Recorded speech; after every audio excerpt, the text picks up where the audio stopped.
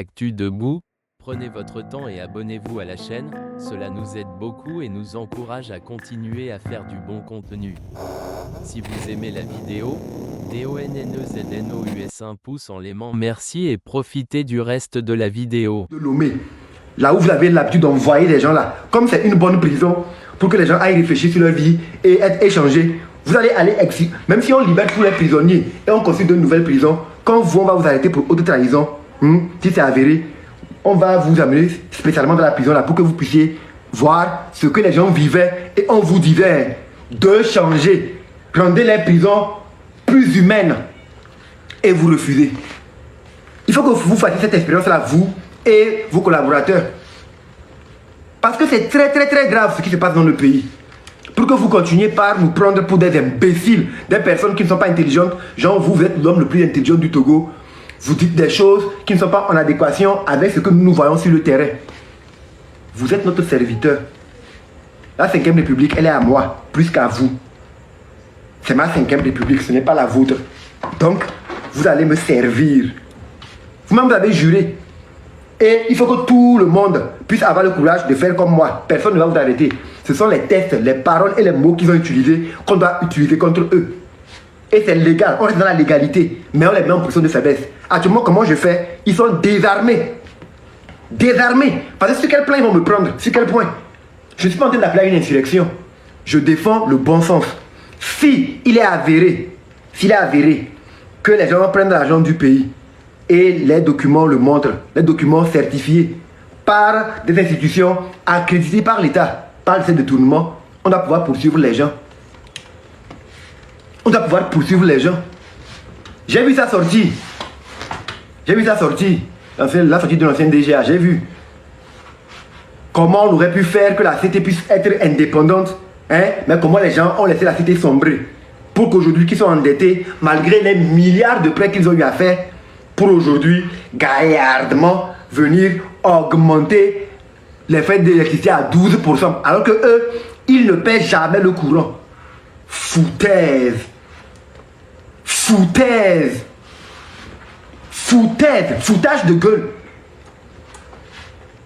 Monsieur Faure Gnassingbé, président du Conseil des ministres, soit vous prenez très vite de la hauteur et faites en sorte que cette 5e République soit une république nouvelle pour tous les Togolais. L'armistice général pour tous les Togolais. Les prisonniers personnels que vous gardez dans les prisons là, pour satisfaire vos égos, vous les libérez. Il faut qu'ils puissent au moins retrouver leur famille. Quand vous détruisez une personne, un père de famille, c'est toute une famille que vous détruisez. L'avenir de plusieurs personnes que vous foutez en l'air, ça ne vous dit rien. Et vous êtes là avec des collaborateurs qui sont des voleurs, vous leur donnez des titres d'honorabilité. Genre, vous êtes qui? Vous vous prenez pour qui? Vous vous prenez pour qui? Pour nous mépriser autant? Vous vous prenez pour qui? Pour nous mépriser autant? Et vous voulez qu'on se taise et qu'on vous regarde? Jamais. Jamais. Cette 5e République, elle est à moi, plus qu'à vous. Et c'est vous-même qui nous l'avez dit. C'est ce que vous avez dit à tous vos partenaires à l'international. C'est la même ruse que vous avez utilisée pour flouer tout le monde quand vous avez pris le pouvoir en 2005. Par des discours laudateurs pour endormir les masses. Vous êtes un endormeur par excellence. Vous êtes un endormeur par excellence. Vous avez dit quoi? Lui, c'est lui. Moi, c'est moi. Vous avez dit que quand vous avez pris le pouvoir suite au décès de votre père, vous vous êtes rendu compte que ce dernier avait laissé le pays dans un état totalement délabré. Socialement, vous connaissez vos termes que vous avez utilisés contre votre propre père. Celui qui vous a tout donné et a permis que vous soyez président à sa suite. Celui qui a laissé des gens vous introniser. Vous avez laissé vos collaborateurs qui sont nés avant-hier manquer de respect à l'entité qu'il était. Et vous pensez que la nature n'est pas juste. Ce que vous êtes en train de vivre actuellement, c'est les conséquences de votre ingratitude envers feu votre père.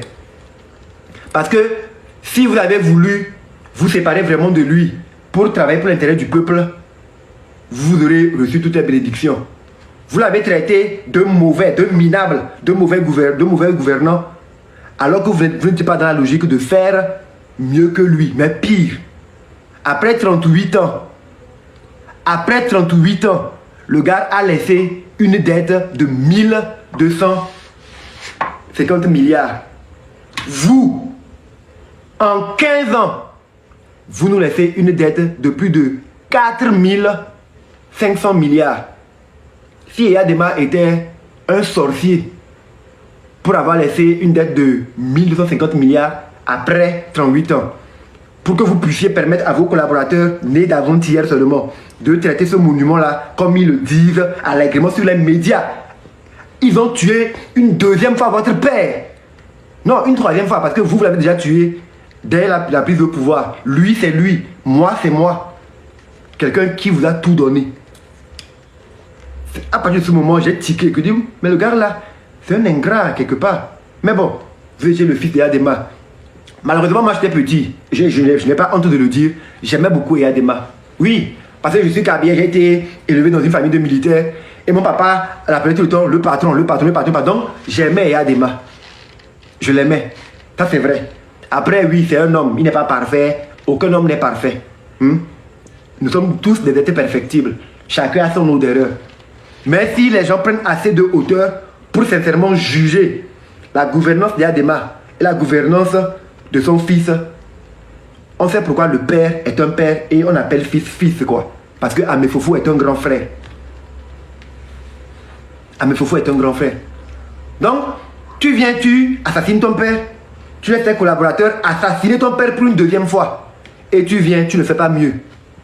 Au nuer. Même l'esprit d'Yaya Dema va se réincarner en moi pour que je le venge. Oui. Les termes que vous avez utilisés contre lui, je vais utiliser les mêmes termes pour juger votre gouvernance. Vous êtes médiocre. Médiocre. Parce que incapable d'assurer la justice et l'équité. Incapable, vous êtes, de pouvoir avoir un minimum de justice. Faire en sorte que les pilleurs de la République puissent rendre des comptes. Vous n'êtes pas en mesure. Vous n'êtes pas en mesure. Votre papa avait la poigne. Il était craint et respecté. Vous vous êtes moqué, et mal aimé. Vous êtes moqué et mal aimé. Yaya Dema avait l'autorité, il s'imposait. Il était un dictateur, mais il n'a pas fréquenté. Mais quand même, on voyait que dans le gars, il était à l'écoute de son peuple.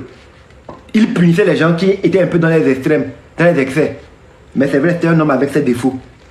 Mais vous, les 20 ans que j'ai passés sous votre règne, c'est les pires années de ma vie. J'ai vécu 18 ans de paradis. Yaya Dema est mort, je suis tombé en enfer. 20 ans d'enfer. Il est temps que l'enfer là s'arrête. Il est temps que mon enfer s'arrête. Parce que Madame Yakade m'a indiqué l'auteur de mon enfer. Et c'est vous. C'est vous. C'est vous. Le fils d'un monument que moi j'ai aimé. Vous nous avez déçus sur toute la ligne. Nous sommes Kabia, vos frères, mais vous nous avez déçus. Déçus. Déçus. Vous nous avez déçus sur toute la ligne. Donc moi je ne suis pas dans la logique de ceux qui disent que non, nous sommes des frères, c'est notre frère Kabia, il faut qu'on soit... Non, moi je ne suis pas dans ces bêtises-là. Je suis pour l'intérêt général. À la mort d'Yaya Dema, on s'est dit oui, au moins, bon, c'est vrai qu'il est un dictateur, mais au moins les choses vont un peu changer. Les choses vont changer, oui. C'est la fin de la dictature. Le fils est venu là, fréquenter, il est élevé, il va faire. Qu'est-ce que fait un déguando rombio? Portora Kabemba, actuellement on se moque de nous partout dans le monde. Alors qu'il y a des Kabiens qui sont intelligents. C'est pourquoi je le dis haut et fort. Il ne faut pas tromper les gens. Tu n'es pas le Togolais le plus intelligent. Encore moins le Kabien le plus intelligent. Moi-même là, je suis plus intelligent que toi. Moi-même, je suis plus intelligent que toi. Tu n'es pas le Togolais le plus intelligent. Parce que si moi-même j'avais une petite autorité, avec le rapport de la Cour des comptes, j'appelle juste le procureur ou un juge, je lui donne l'instruction. Ces rapports-là font des révélations incroyables. Jusqu'à demain matin, je vais avoir un rapport complet des personnes qui sont impliquées. Ça va venir. Je n'ai pas besoin d'appeler quelqu'un de midi à 14h. Je prends des décrets pour démettre des gens. je leur donne un moratoire pour qu'ils puissent rendre les sous-volés. Soit ils vont aller goûter le paradis de la prison civile de Lomé. C'est la prison civile de Lomé, c'est l'équivalent d'un hôtel 7 étoiles de Dubaï. C'est bon, non? Ils n'ont aller passer un séjour là-bas pour prendre des congés. Oh, il y a même une piscine là-bas. Ils vont même bien nager. Ils seront à l'aise à la prison là-bas. Comme c'est une bonne prison là. C'est ce qui va se passer. Ils n'ont qu'à aller. Ils n'ont qu'à aller. Ils n'ont qu'à aller. Quand on a vu ce que Eyadema a pu faire avec son niveau scolaire et ce que vous êtes en train de faire avec ce qu'on nous dit être votre niveau scolaire, il vaut mieux ne pas fréquenter pour diriger le pays là. Si avec les diplômes que vous avez obtenus, c'est ce que vous nous faites comme mieux, on préfère un Eyadema à vous. Parce que Eyadema, c'était un dieu comparativement à vous. Il n'y a même pas de comparaison. Vous êtes son fils, quoi. Vous êtes son enfant. Vous êtes vraiment son enfant. Et si Eyadema avait encore été vivant, s'il avait vu ce que vous allez faire du Togo après son départ, je suis sûr qu'il n'allait pas vouloir que ce soit vous qui soyez son remplaçant. Parce qu'avec ce que vous êtes en train de faire aujourd'hui, vous êtes en train de donner l'opportunité qu'on efface le nom Gnassingbé de l'histoire du Togo. Vous avez jeté l'opprobre sur votre nom de famille. Vous avez déshonoré votre père. Vous l'avez tué. Lui c'est lui, moi c'est moi. Vos collaborateurs nés d'avant-hier sont venus dénigrer et salir le monsieur. Vous les avez adoubés en leur donnant même d'autres postes de responsabilité, des titres d'honorabilité, parce que oui, ils ont bien humilié votre père. Et après 20 ans, quand vous voulez changer de constitution pour passer à autre chose, vous-même vous lisez votre bilan, vous vous rendez compte que vous n'avez pas le niveau de votre père.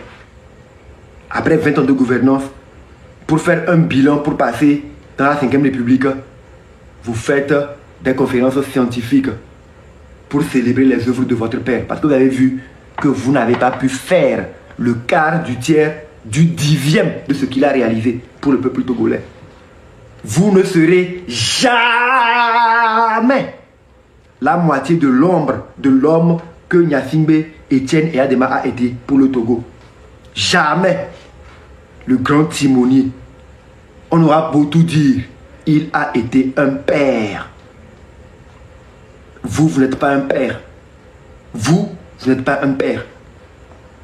Vous êtes un fils. Mais un fils nombriliste qui ne pense qu'à lui. Un fils égoïste. Vous n'avez pas la carrure pour être un père. Vous n'avez pas la carrure pour être un père. Et quand on fait le bilan de vos 20 ans de gouvernance, vous n'avez pas l'étoffe d'un leader. Je suis désolé. Vous n'avez pas le leadership. Et si jamais leadership il y a, c'est pas le leadership de l'excellence, c'est le leadership de la médiocrité, de la méchanceté, le leadership de l'infamie. Vous ne faites que des choses contre nature. Nous souffrons. Nous souffrons. On crie depuis des années.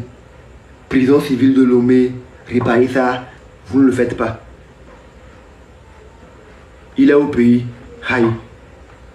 On dit que quelqu'un est déjà mort, tu dis il est au pays. Tu penses que si je me considérais comme vivant, j'allais parler comme je parle ici. Je voulais dire, moi je suis en train de m'offrir, je me suis déjà offert un sacrifice. Le changement est irréversible. Parce qu'il a trahi son papa. Parce qu'il a trahi son papa. Parce qu'il a laissé des enfants nés d'hier qui ne sont même pas dignes de parler, salir son papa. Il n'est pas digne aussi qu'on ferme les yeux sur ses fautes parce qu'il est notre frère. Il a pu exposer son papa que nous on respectait. Donc lui, qui ne peut pas exposer ses tares, ses lacunes. Il est qui pour qu'on n'expose pas ses tares et ses lacunes.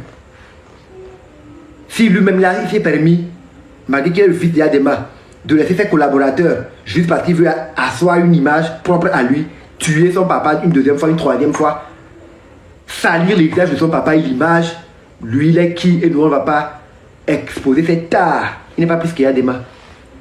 Eyadema est plus que lui de loin. Adema était un homme de dialogue au-delà de tout.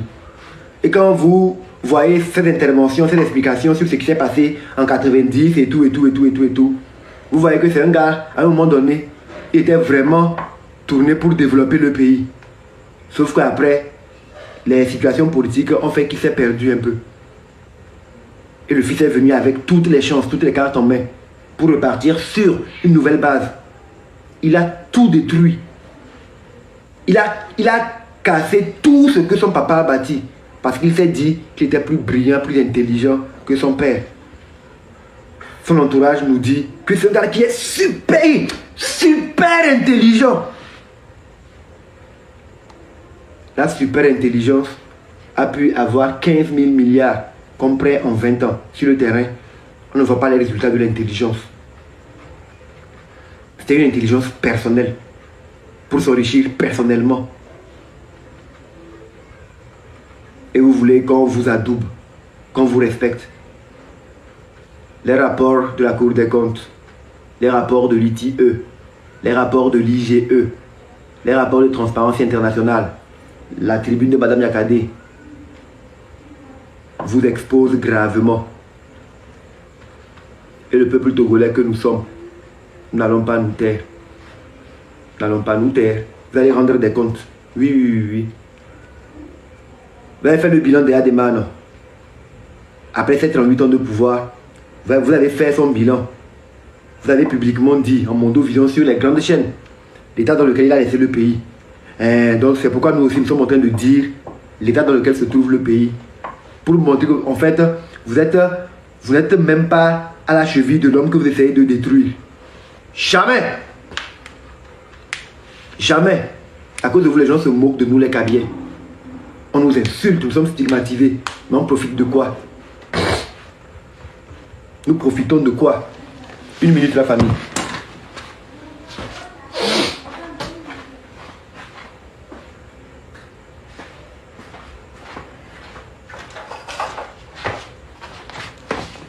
Monsieur, tu as la prétention de vouloir être un prince, un roi, un monarque. Tu ne vois pas comment les royaumes sont. Est-ce que Pia ressemble à un royaume? Est-ce que Kara ressemble à la ville d'une famille qui a été au pouvoir pendant plus de 50 ans? Est-ce que Kara est à l'image, est-ce que Kara est à l'image de la ville d'un roi ou d'un prince? Ou bien vous pensez qu'un royaume c'est votre maison? Non. Un roi a une vision pour son peuple. Et la grandeur d'un roi se mesure au niveau de vie de son peuple. En vérité, pour respecter un roi, on voit que, mais quand tu vas dans ce royaume, les habitants du royaume, ils sont comme ça. Ils ne sont pas pauvres. Dans le royaume, quand les gens tombent malades, ils ont accès à des soins de santé. C'est par ça qu'on respecte un roi. Quel genre de roi vous voulez être? Et Pia est comme il est. Kara est comme c'est. Le Togo est comme il est. Et vous voulez avoir la prétention d'être un roi à vie. Haï. Les Black Mbo. Rare de quoi est la déno. Rare de quoi est la déno. Poutine est un dictateur. Poutine est un dictateur. Mais la Russie se fait respecter sur le plan mondial. Malgré les sanctions qu'on a imposées à la Russie, économiquement, la Russie s'en sort. Vous voulez être un dictateur pour être un dictateur. Ben vous voulez que je change de ton pour vous parler. Est-ce que quand je parle comme ça, cela vous convient? Ben vous voulez que je vous crie dessus? Vous voulez que je vous crie dessus? Je peux crier sur vous, sans crainte. Je peux vous parler mal, sans crainte.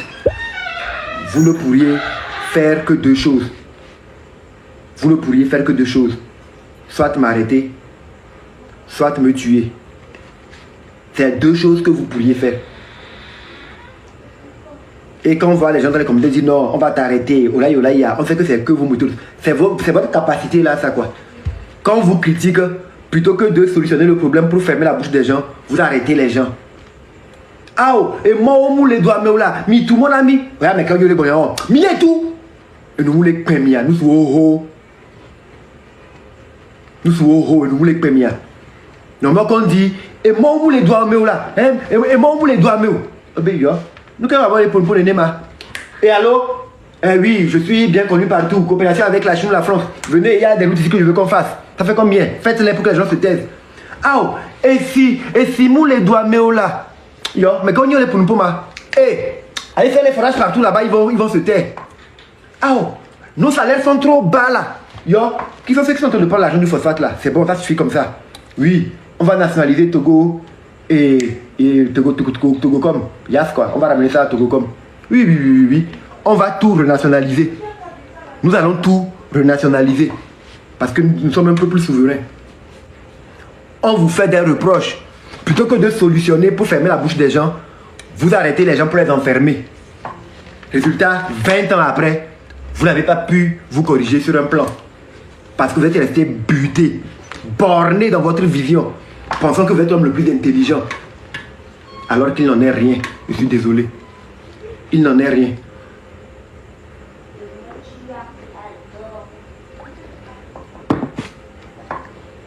Il n'en est rien.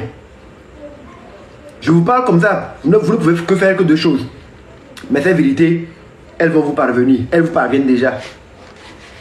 Soit m'arrêter, soit me tuer. Si vous m'arrêtez, la vérité là va devenir plus forte. Vous n'avez pas envie de ça. C'est pourquoi vous me laissez jusque là. Parce que non.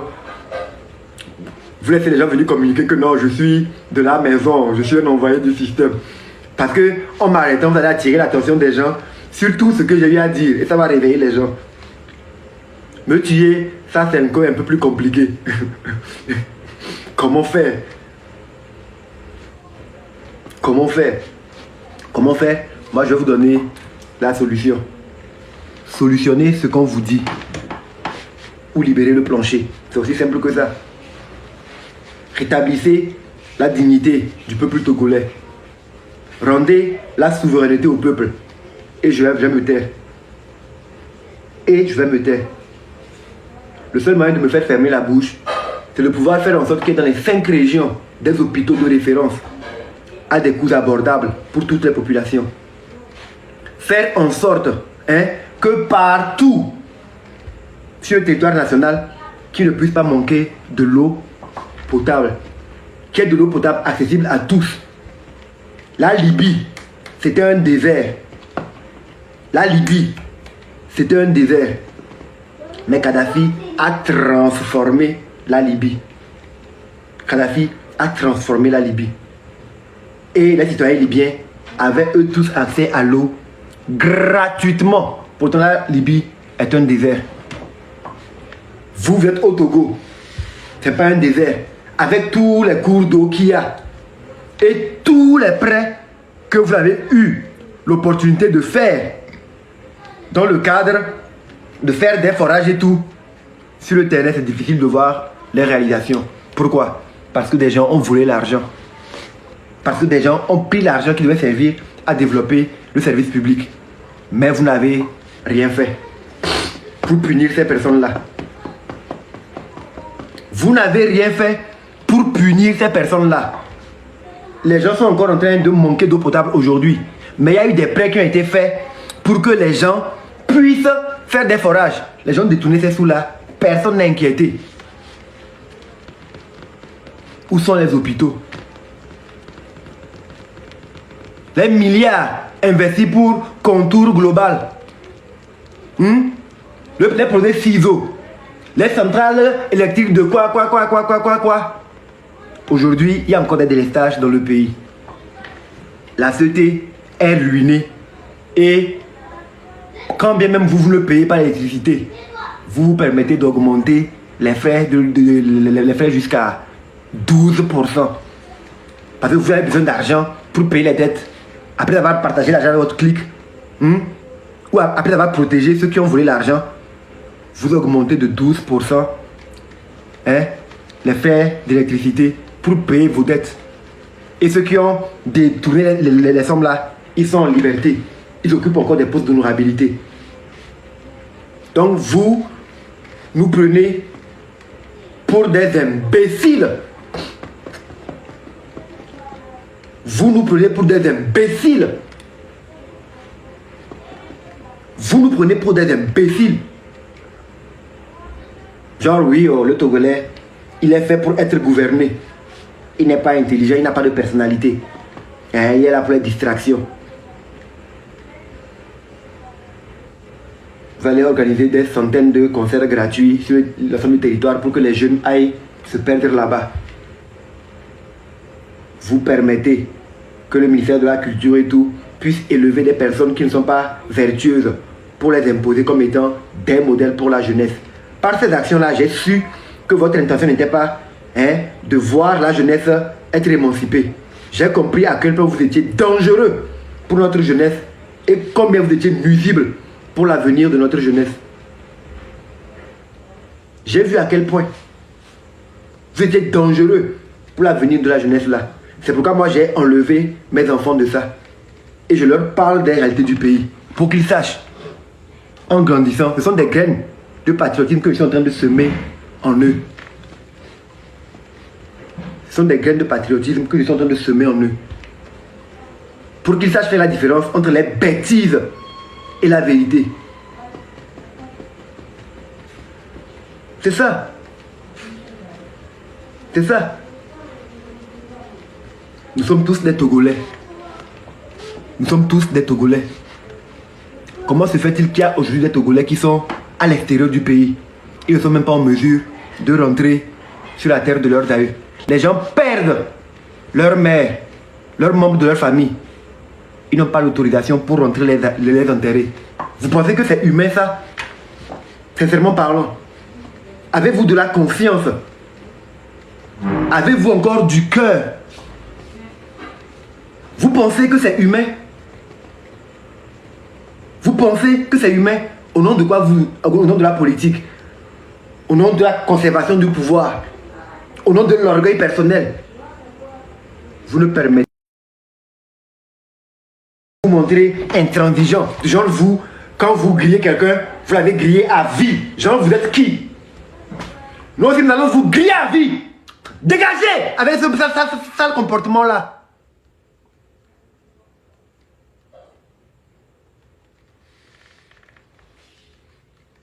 Ça vous va mieux? Quand vous criez dessus comme ça, quand vous nous amenez à vous parler comme ça, vous êtes content? Vous êtes content qu'on vous parle comme ça? Est-ce qu'on est obligé d'en arriver là? Est-ce que nous sommes obligés d'en arriver là? C'est vous qui nous obligez à nous comporter comme ça. Parce que pendant des années, nous vous avons parlé avec la manière, la méthode, mais nous avons toujours pris sur nous de dire les vérités essentielles pour attirer votre attention sur ce qu'il faut faire, ce qu'il faut poser comme action pour apaiser les cœurs, travailler à réconcilier vraiment les fils et filles du pays. Maintenant, vous voulez faire ce que vous voulez. Vous voulez agir à votre guise parce que vous vous êtes pris pour un Dieu. Donc moi, je vais vous réveiller. Moi, je vais vous réveiller.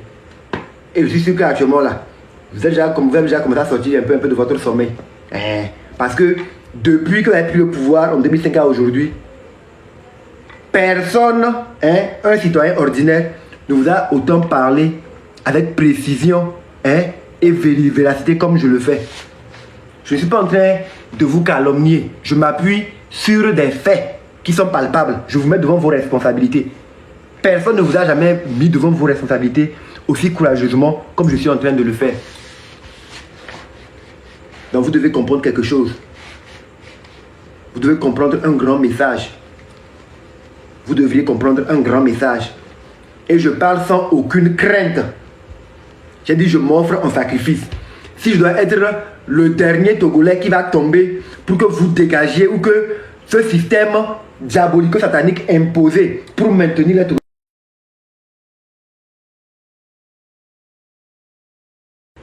Parce que trop c'est trop. J'ai envie de voir mes enfants grandir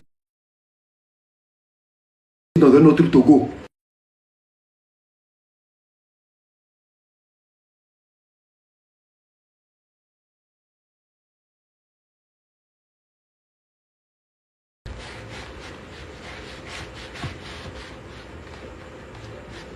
Est-ce que vous arrivez à vous regarder dans la glace? Quand vous voyez comment vous traitez le peuple togolais, vous êtes fier? Si vous êtes fier, c'est que c'est